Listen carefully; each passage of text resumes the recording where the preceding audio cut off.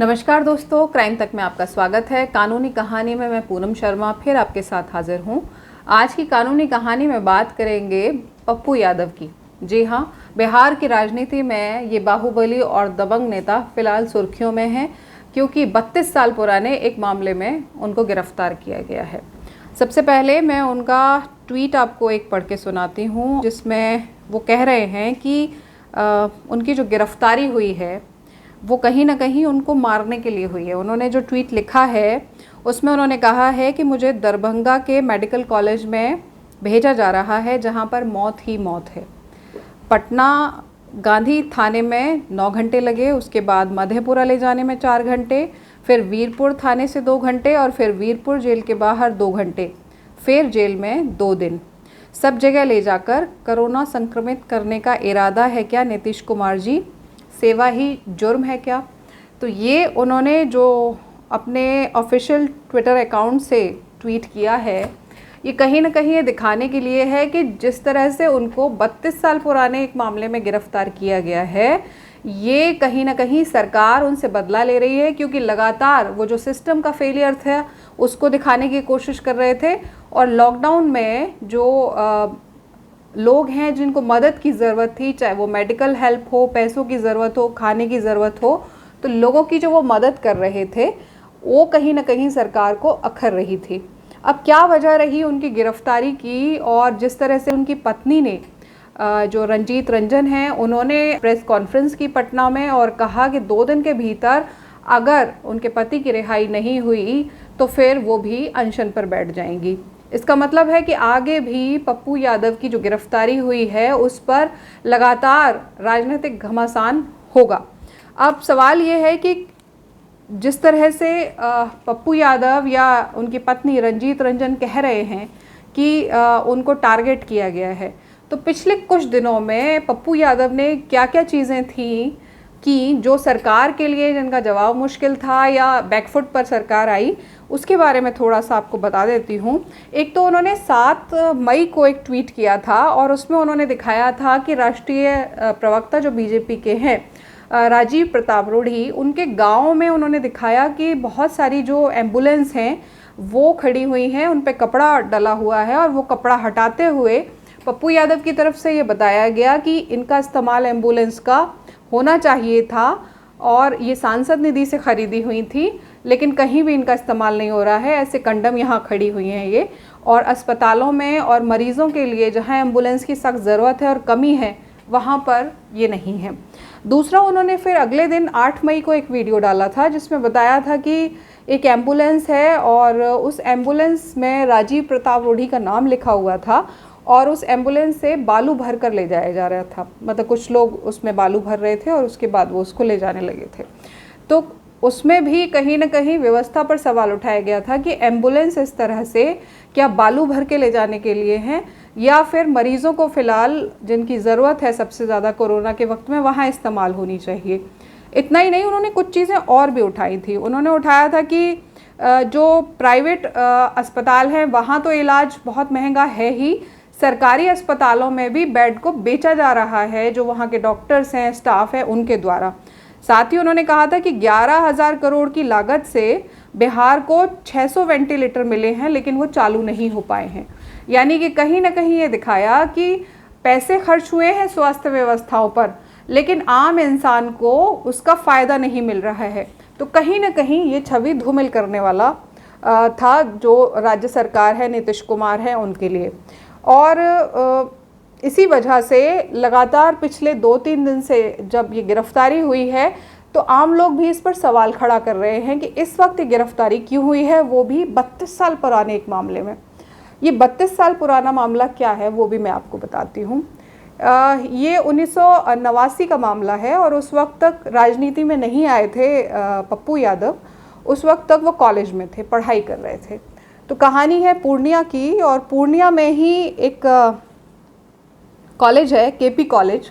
वहाँ पर वो और उनके कुछ दोस्त थे और उन्हीं में से उनका एक जो दोस्त है वो लव मैरिज करना चाहता था, लेकिन इसके खिलाफ थे पप्पू यादव। और इसी बात को लेकर जो दोस्त थे सभी वो 2 गुटों में बंट गए। एक तरफ पप्पू यादव के तरफ लोग थे और दूसरी तरफ जो उसका दोस्त था जो लव मैरिज करना चाहता था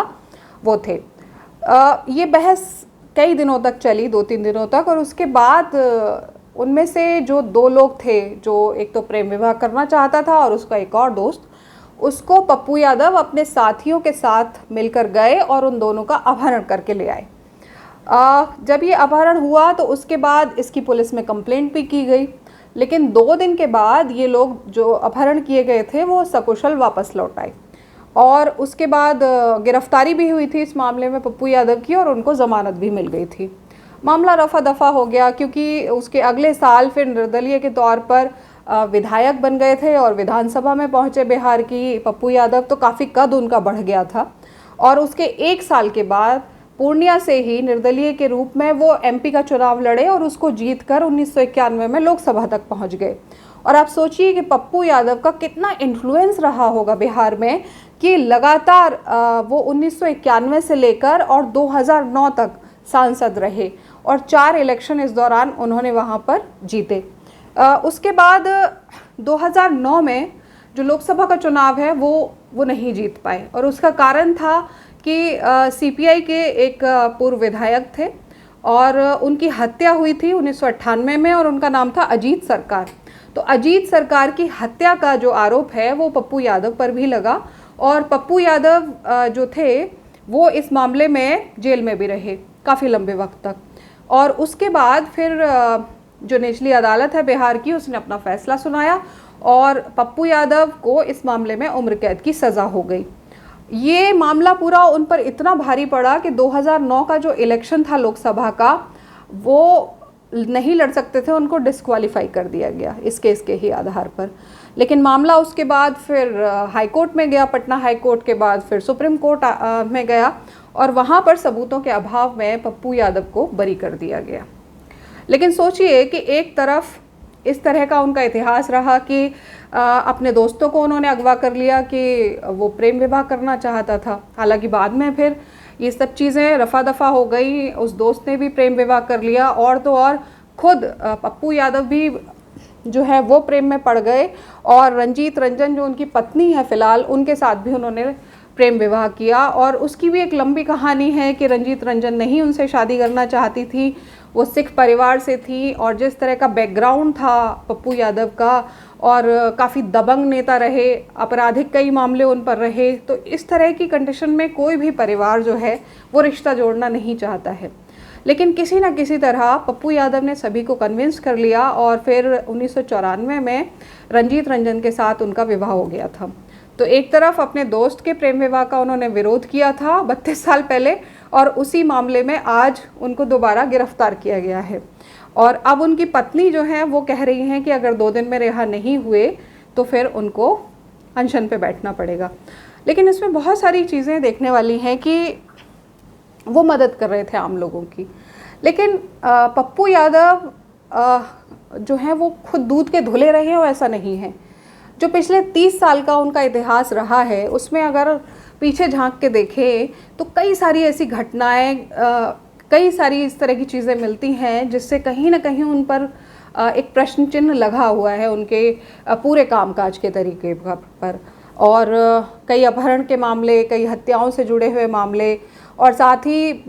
यहाँ तक कि एक 1990 में ही उन्होंने एक पुलिसकर्मी की मूछें तक उखाड़ दी थी, एक डीएसपी को चलती कार के आगे फेंक दिया था। अजीत सरकार का मैंने आपको बताया कि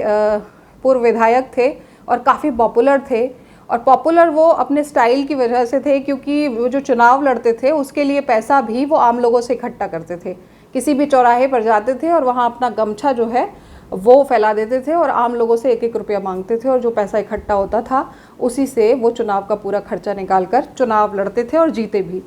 तो इस तरह के व्यक्ति की हत्या अगर आप करने में आपका नाम शामिल आता है और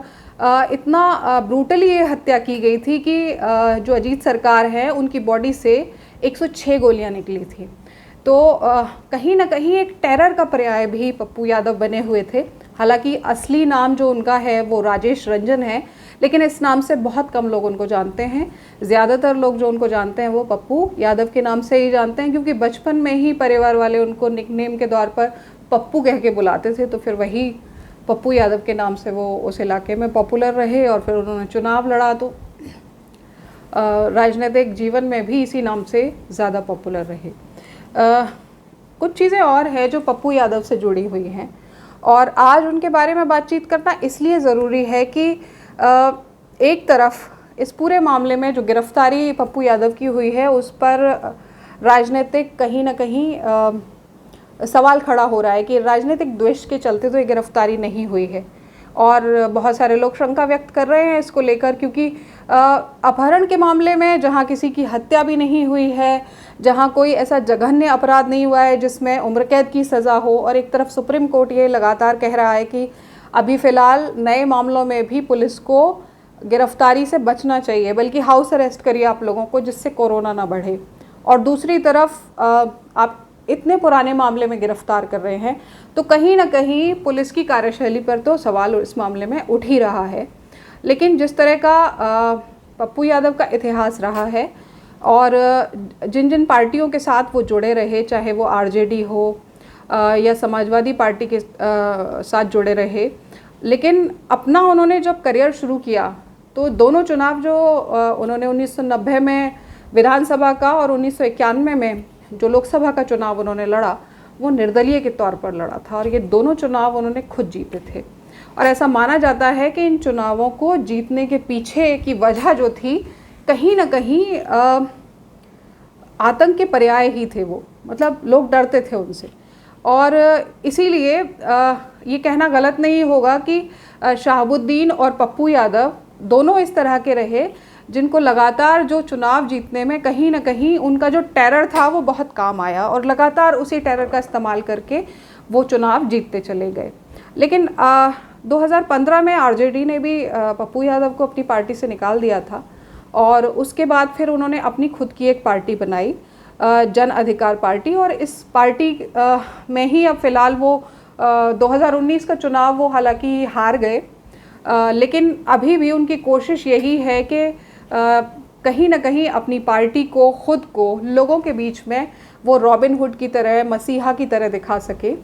और इसी वजह से लॉकडाउन के दौरान भी उन्होंने लगातार इस तरह के बहुत सारे वीडियो उनके आए जिसमें वो लोगों की मदद करते हुए दिख रहे थे या फिर जो सिस्टम में खामियां हैं उनको बताते हुए नज़र आ रहे थे।